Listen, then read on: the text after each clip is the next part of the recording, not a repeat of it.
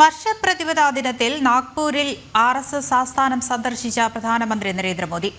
സംഘസ്ഥാപകൻ കേശവ ബലിറാം ഹെഡ്ഗേവാറിന്റെ സ്മൃതി മണ്ഡപത്തിൽ പ്രധാനമന്ത്രി പുഷ്പാർച്ചന നടത്തി. ഭാരതീയ സംസ്കാരത്തെ ആധുനിക ലോകത്തിന് പരിചയപ്പെടുത്തുന്ന മുഖമാണ് RSS എന്ന് പ്രധാനമന്ത്രി പറഞ്ഞു. രാവിലെ 9 മണിക്ക് നാഗ്പൂരിലെ റേഷൻബാഗിലെ RSS കാര്യാലയത്തിൽ പ്രധാനമന്ത്രി നരേന്ദ്രമോദി എത്തി.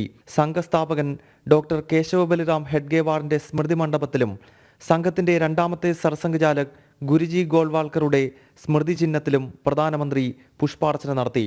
RSS സർസംഘചാലക് ഡോക്ടർ മോഹൻ ഭാഗവതും പ്രധാനമന്ത്രിക്കൊപ്പമുണ്ടായിരുന്നു.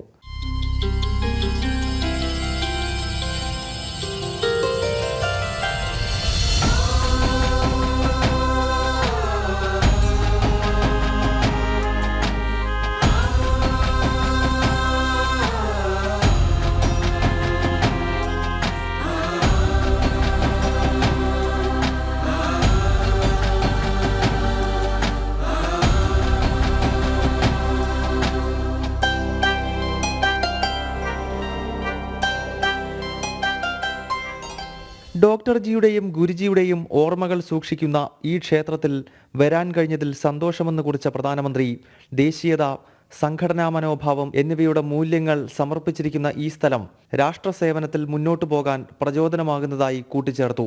മാധവ നേത്രാലയയുടെ പുതിയ കെട്ടിടത്തിന്റെ ശിലാസ്ഥാപനം നിർവഹിക്കവേ ഭാരതത്തിന്റെ സംസ്കാരത്തെ ആധുനിക ലോകത്തിന് പരിചയപ്പെടുത്തുന്ന മുഖമാണ് RSS എന്നും പ്രധാനമന്ത്രി പറഞ്ഞു. इस वटवृक्ष को ऊंचाई देते हैं. लाखों करोड़ों स्वयंसेवक इसकी टहनी.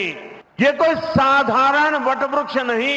राष्ट्रीय स्वयंसेवक संघ भारत की अमर संस्कृति का आधुनिक अक्षय वट है. സേവന സന്നദ്ധതയാണ് സ്വയം സേവകർക്ക് മുന്നേറാനുള്ള പ്രചോദനമാകുന്നത്. സേവാഭാരതി, വനവാസി കല്യാൺ ആശ്രമം തുടങ്ങിയവ ഇതിന് ഉദാഹരണമായി പ്രധാനമന്ത്രി ചൂണ്ടിക്കാട്ടി.